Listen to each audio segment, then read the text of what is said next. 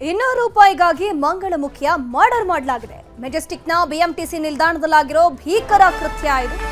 ಬರೀ ₹200 ವಿಚಾರಕ್ಕೆ ಸಂಬಂಧಪಟ್ಟಂತೆ ಮಂಗಳಮುಖಿಯನ್ನ ಕೊಲೆ ಮಾಡಿದಾನೆ ಕಿಡಿಗೇಡಿ.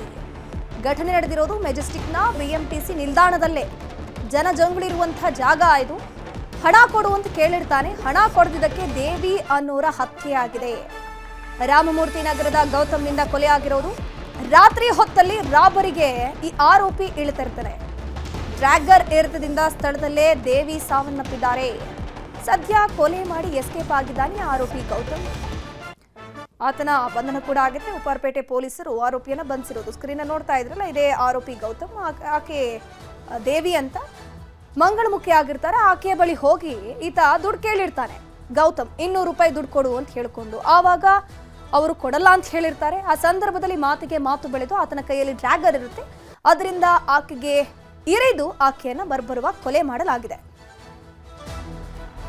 ಭದ್ರಾ ಡ್ಯಾಂನಿಂದ ನಾಲೆಗಳಿಗೆ ನೀರು ಬಿಡೋಕೆ ಒತ್ತಾಯ ಜೋರಾಗಿ ಕೇಳಿ ಬರ್ತಾ ಇದೆ. ಹರಿಹರ ಬಳಿ ರಾಷ್ಟ್ರೀಯ ಹೆದ್ದಾರಿಗೆ ನುಗ್ಗಿದ್ದಾರೆ ರೈತರು. ಸುಮಾರು ದಿನಗಳಿಂದ ಅವರು ಆಗ್ರಹ ಮಾಡ್ತಾ ಇದ್ದಾರೆ. ಭದ್ರಾ ಡ್ಯಾಂನಿಂದ ನಾಲೆಗಳಿಗೆ ನೀವು ನೀರು ಬಿಡಬೇಕು ಅಂತ ಹೇಳ್ಕೊಂಡು. ಆದರೆ ಸಂಬಂಧಪಟ್ಟ ಅಧಿಕಾರಿಗಳು, ಸರ್ಕಾರ ಇದಕ್ಕೆ ಒಪ್ಪಿಗೆ ಸೂಚಿಸ್ತಾ ಇಲ್ಲ. ಹಾಗಾಗಿ ಹರಿಹರ ಬಳಿ ರಾಷ್ಟ್ರೀಯ ಹೆದ್ದಾರಿಗೆ ನುಗ್ಗಿದ್ದಾರೆ ರೈತರು. ಪುಣೆ ಬೆಂಗಳೂರು ಹೆದ್ದಾರಿಯನ್ನ ತಡೆದು ಪ್ರತಿಭಟನೆ ಮಾಡಿದ್ದಾರೆ. ಧರಣಿ ಕುಳಿತಿದ್ದಾರೆ ರೈತ ಮುಖಂಡರು. ಸದ್ಯಕ್ಕೆ ಆ ರೈತ ಮುಖಂಡರನ್ನ ಪೊಲೀಸರು ವಶಕ್ಕೆ ಪಡ್ಕೊಂಡಿದ್ದಾರೆ. ಸೋಮವಾರ ದಾವಣಗೆರೆ ನಗರ ಬಂದ್ಗೆ ಕರೆ ಕೊಡಲಾಗಿದೆ. ಮಂಗಳವಾರ ಹರಿಹರ ಬಂದ್ ಮಾಡೋ ಎಚ್ಚರಿಕೆಯನ್ನು ಕೊಟ್ಟಿದ್ದಾರೆ. ನಿನ್ನೆಯೂ ಕೂಡ ಇದೇ ರೀತಿ ದೊಡ್ಡ ಮಟ್ಟದಲ್ಲಿ ಪ್ರತಿಭಟನೆ ಮಾಡಿದ್ರು. ಆ ರೈತರ ಆಗ್ರಹ ಒಂದೇ, ನಮ್ಗೆ ನೀರು ಬೇಕು, ನೀರು ಬಿಡಿ ಅಂತ. ಯಾಕಂದ್ರೆ ಬೆಳೆಗಳನ್ನ ನಂಬಿ ಅವರು ಬದುಕನ್ನ ಸಾಗಿಸೋದು. ಸೊ ಬೆಳೆಗಳನ್ನ ಬೆಳೆಯೋದಕ್ಕೂ ಕೂಡ ಅಲ್ಲಿ ನೀರಿಲ್ಲ ಅಂತಂದ್ರೆ ನಾವು ಏನು ಮಾಡೋದು? ದಯವಿಟ್ಟು ಭದ್ರಾದಿಂದ ನಾಲೆಗಳಿಗೆ ನೀರನ್ನ ಹರಿಬಿಡಿ ಅಂತ ಹೇಳ್ಕೊಂಡು ಅವರು ಆಗ್ರಹ ಮಾಡ್ತಿದ್ದಾರೆ. ಈಗ ಬಂದಿರತ್ತೆ. ಸೋಮವಾರ ದಾವಣಗೆರೆ ನಗರ ಬಂದ್ಗೆ ಕರೆ ಕೊಟ್ಟಿದ್ದಾರೆ. ಮಂಗಳವಾರ ಹರಿಹರ ಬಂದ್ಗೆ ಕರೆಯನ್ನ ಕೊಟ್ಟಿದ್ದಾರೆ. ಅದ್ರ ಜೊತೆಗೆ ನೀವು ಇದಕ್ಕೆ ಒಪ್ಪದಿದ್ರೆ ನಾವು ಬಂದ್ ಮಾಡೇ ಮಾಡ್ತೀವಿ ಅಂತ ಹೇಳ್ಕೊಂಡು ಎಚ್ಚರಿಕೆಯನ್ನು ಕೂಡ ಕೊಟ್ಟಿರೋದು. ಪ್ರತಿಭಟನೆ ತೀವ್ರ ಸ್ವರೂಪವನ್ನು ಪಡ್ಕೊಳ್ತಾ ಇದೆ. ಪೊಲೀಸರು ಕೂಡ ಅಲ್ಲಿ ಜಮಾವಣೆಗೊಂಡಿದ್ದಾರೆ.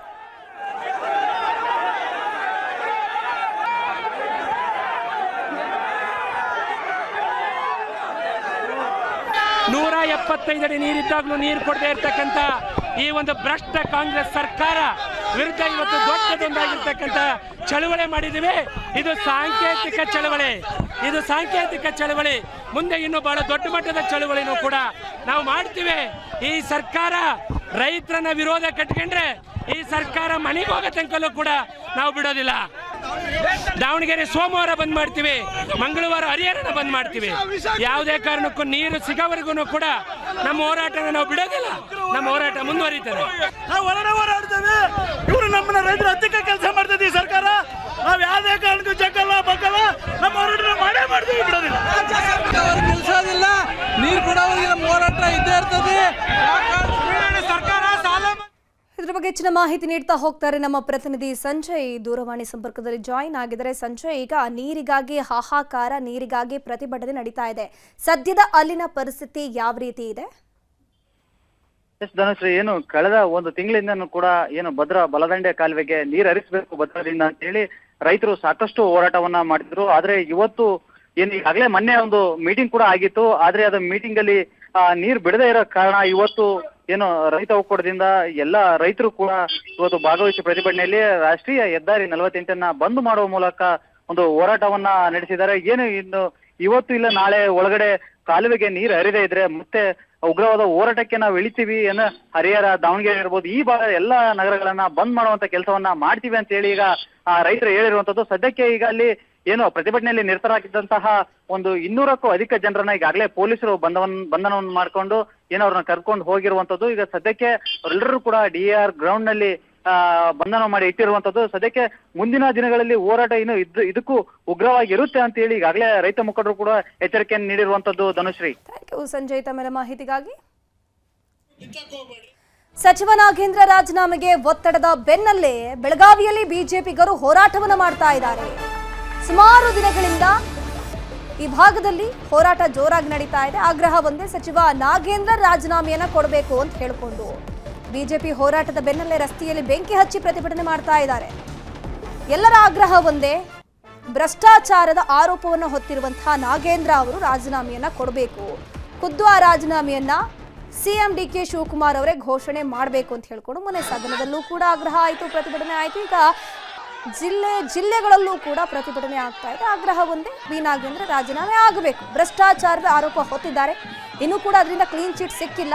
ಅಂಥ ವ್ಯಕ್ತಿಯನ್ನು ನೀವು ಸಚಿವ ಸ್ಥಾನದಲ್ಲಿ ತಂದು ನಿಲ್ಲಿಸಿದ್ರೆ ಹೆಂಗೆ ಅನ್ನುವಂಥ ಪ್ರಶ್ನೆ ಮಾಡ್ತಾ ಇರೋದು ಹೋರಾಟಗಾರರು.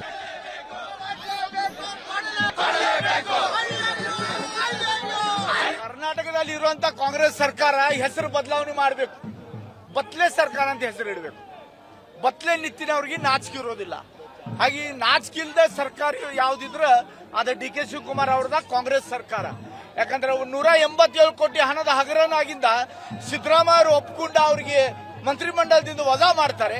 ಆದ್ರೆ ಡಿ.ಕೆ. ಶಿವಕುಮಾರ್ ಅವರು ವಾಪಸ್ ತಗೊಂಡ ನಾನು ಇಬ್ರು ಕೂಡಿ ನಾವು ಇಬ್ರು ಡಿಗ್ರಿ ಮುಗಿಸಿ ಬಂದೇವ್. ಕಳ್ಳು ಹೆಂಗ್ ಮಾಡೋದು, ಭ್ರಷ್ಟಾಚಾರ ಹೆಂಗ್ ಮಾಡೋದು, ಭ್ರಷ್ಟಾಚಾರ ದುನಿಯಾದಾಗ ನಮ್ಮಷ್ಟು ದೊಡ್ಡವ್ರು ಯಾರು ಇಲ್ಲ. ಮತ್ತೆ ಇದು ರೆಕಾರ್ಡ್ ನಾವು ಕಾಯಂ ಇಡಬೇಕಾದ್ರೆ ನೀ ಕೂಡಿ ಕರ್ನಾಟಕ ಲೂಟಿ ಮಾಡೋಣ ಅಂತ ವಿಚಾರ ಮಾಡಿ ಡಿ.ಕೆ. ಶಿವಕುಮಾರ್ ಅವರ ನಾಗೇಂದ್ರ ಅವ್ರಿಗೆ ಮಂತ್ರಿ ಮಾಡಿದ್ದಾರೆ. ಈಗಾಗಲೇ ನಮ್ಮ ಸುಭಾಷ್ ಪಾಟೀಲ್ ಹೇಳಂಗೆ ಇವನಿಗೆ ಕನಸ್ತನ ಇದ್ರ ಸ್ವಲ್ಪ ಧೈರ್ಯ ಇದ್ರ ಅವ್ರ ರಾಜೀನಾಮೆ ತಗೊಂಡು ತೋರಿಸ್ಬೇಕು. ನಾಗೇಂದ್ರ ವಿರುದ್ಧ ಕೇಂದ್ರ ಸಚಿವ ಜೋಶಿ ಆಕ್ರೋಶವನ್ನು ವ್ಯಕ್ತಪಡಿಸಿದ್ದಾರೆ. ನಾಗೇಂದ್ರ ಅವರದ್ದು ಪೇಮೆಂಟ್ ಸೀಟ್ ಅದು ಅಂತ ಹೇಳ್ಕೊಂಡು ಕಿಡಿಕಾರಿದ್ದಾರೆ. ಪೇಮೆಂಟ್ ಕೊಟ್ಟು ಗಿಟ್ಟಿಸಿರುವಂತಹ ಸೀಟ್ ಅದು, ಕೂಡಲೇ ಅವರನ್ನ ಸಂಪುಟದಿಂದ ಕೈ ಬಿಡಬೇಕು ಅಂತ ಹೇಳ್ಕೊಂಡು ಆಗ್ರಹ ಮಾಡಿದ್ದಾರೆ ಜೋಶಿ ಅವರು. ಚಾರ್ಜ್ ಶೀಟ್ ಹಾಕಲು ಸಿಬಿಐ ಮನವಿಯನ್ನ ಮಾಡಿಕೊಂಡಿತ್ತು. ರಾಜ್ಯಪಾಲರಿಗೆ ಈ ಬಗ್ಗೆ ಸಿಬಿಐ ಮನವಿ ಸಲ್ಲಿಸಿತ್ತು ಅಂತ ಹೇಳಿದ್ದಾರೆ.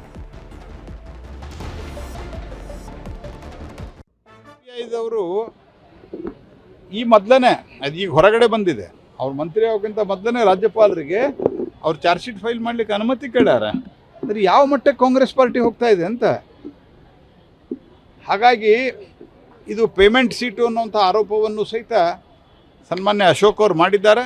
ಕಾಂಗ್ರೆಸ್ ಪಾರ್ಟಿಗೆ ನೈತಿಕತೆಯ ಗಾಳಿಗಂಧ ಸ್ವಲ್ಪ ಆದರೂ ಇದ್ದರೆ ತಕ್ಷಣ ಅವರನ್ನು ಡ್ರಾಪ್ ಮಾಡಬೇಕು. ನಾಗೇಂದ್ರ ರಾಜೀನಾಮೆಗೆ ಆಗ್ರಹಿಸಿ ಬಿಜೆಪಿ ಧರಣಿ ವಿಚಾರಕ್ಕೆ ಸಂಬಂಧಪಟ್ಟಂತೆ ಬಾಗಲಕೋಟೆಯಲ್ಲಿ ಸಚಿವ ಕಾಶಪ್ಪನವರ ಹೇಳಿಕೆಯನ್ನ ಕೊಟ್ಟಿದ್ದಾರೆ. ನಾಗೇಂದ್ರ ಅವರನ್ನ ಕೋರ್ಟ್ ಅಪರಾಧಿ ಅಂತ ಎಲ್ಲಿ ತೀರ್ಮಾನ ಮಾಡಿದೆ? ಅಪರಾಧಿಯಾದ ಮೇಲೆ ತಾನೇ ರಾಜೀನಾಮೆ ಕೋರ್ಟ್ನಲ್ಲಿ ನಡೀತಾ ಇದೆ. ಧರ್ಮೇಂದ್ರ ಪ್ರಧಾನ್ ನೀಟ್ ಪ್ರಶ್ನೆ ಪತ್ರಿಕೆ ಅಕ್ರಮದಲ್ಲಿ ಆರೋಪ ಹೊತ್ತಿದ್ರು. ಅದಕ್ಕೆ ಜೆನ್ಜಿ ವಿದ್ಯಾರ್ಥಿಗಳು ಹೋರಾಟವನ್ನು ಮಾಡಿದ್ರು. ಹೀಗಾಗಿ ಕೇಂದ್ರ ಸಚಿವ ಧರ್ಮೇಂದ್ರ ಪ್ರಧಾನ್ ರಾಜೀನಾಮೆ ಕೊಟ್ಟಿದ್ದಾರೆ. ಸಚಿವ ನಾಗೇಂದ್ರ ಮೇಲೆ ಆರೋಪ ಏನಿದೆ? ಬರೀ ಒಂದು FIR ದಾಖಲಾಗಿದೆ ಅಂದ್ರು. ಸಚಿವರು ಹಾಗಾದ್ರೆ ರಾಜೀನಾಮೆ ಕೊಡಬೇಕಾ? ಕೋರ್ಟ್ ಸಚಿವರನ್ನ ಅಪರಾಧಿ ಅಂತ ತೀರ್ಮಾನ ಮಾಡಬೇಕು. ಸಚಿವ ನಾಗೇಂದ್ರ ಅಪರಾಧಿನೇ ಅಲ್ಲ. ಸುಮ್ಮನೆ ಸದನದ ಸಮಯ ಹಾಳು ಮಾಡೋ ಕೆಲಸ ಬಿಜೆಪಿ ಮಾಡ್ತಿದೆ. ಬಿಜೆಪಿಗೆ ದೇಶದ ಅಭಿವೃದ್ಧಿ, ಜನತೆಯ ಅಭಿವೃದ್ಧಿ, ರಾಜ್ಯದ ಅಭಿವೃದ್ಧಿ ಬೇಕಿಲ್ಲ. 2018ರಿಂದ 23ರವರೆಗೆ ಬಿಜೆಪಿಯವರು ಏನ್ ಮಾಡಿದ್ರು? ರಾಜ್ಯದಲ್ಲಿ ಬಿಜೆಪಿ ಅಭಿವೃದ್ಧಿ ಮಾಡೋದಕ್ಕೆ ಇಂದು ರಾಜ್ಯದ ಜನತೆ ಬಿಜೆಪಿಯನ್ನ ಮನೆಗೆ ಕಳಿಸಿದೆ ಅಂತ ಹೇಳ್ಕೊಂಡು ಕಾಶಪ್ಪನವರು ಹೇಳಿದ್ದಾರೆ. ಆರೋಪಿಯಲ್ಲಿ ಅಪರಾಧಿ ಅಂತ ಏನು ಕೋರ್ಟ್ ತೀರ್ಮಾನ ಮಾಡಿದ್ಯಾ? ಅಪರಾಧಿ ಆದ್ಮೇಲೆ ತಾನೆ. ಇವತ್ತು ಧರ್ಮೇಂದ್ರ ಪ್ರಧಾನ್ ಇವತ್ತು ಏನು ನೀಟ್ ಪತ್ರಿಕೆಯನ್ನ ಲೀಕ್ ಮಾಡಿದಂತ ಒಬ್ಬ ಸಚಿವ ಆರೋಪವನ್ನು ಹೊತ್ತಿದ್ರು ಅವರು. ಅದಕ್ಕೆ ಇವತ್ತು ನಮ್ಮ ಜೆನ್ಜಿ ರಾಜ್ಯದಲ್ಲಿ ವಿದ್ಯಾರ್ಥಿಗಳು, ದೇಶದಲ್ಲಿ ವಿದ್ಯಾರ್ಥಿಗಳು ಇವತ್ತು ಅವರನ್ನ ರಾಜೀನಾಮೆ ಕೇಳಿದ್ದಾರೆ. ಇವ್ರ ಮೇಲೆ ಆರೋಪ ಏನಿದೆ?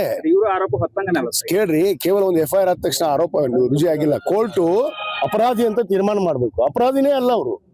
ಅಪರಾಧಿ ಅಲ್ಲದೆ ಸುಮ್ಮನೆ ವಿನಾಕಾರಣ ಸದನದ ಸಮಯವನ್ನ ಹಾಳು ಮಾಡುವಂತ ಕೆಲಸ ಮಾಡ್ತಾ ಇದ್ದಾರೆ. ಅವ್ರಿಗೆ ದೇಶದ ಅಭಿವೃದ್ಧಿ, ಜನರ ಅಭಿವೃದ್ಧಿ, ಈ ರಾಜ್ಯದ ಅಭಿವೃದ್ಧಿ ಅವ್ರಿಗೆ ಅವಶ್ಯಕತೆ ಇಲ್ಲ. ಯಾಕಂದ್ರೆ 2018ರಿಂದ 23ರಲ್ಲಿ ಏನ್ ಮಾಡಿ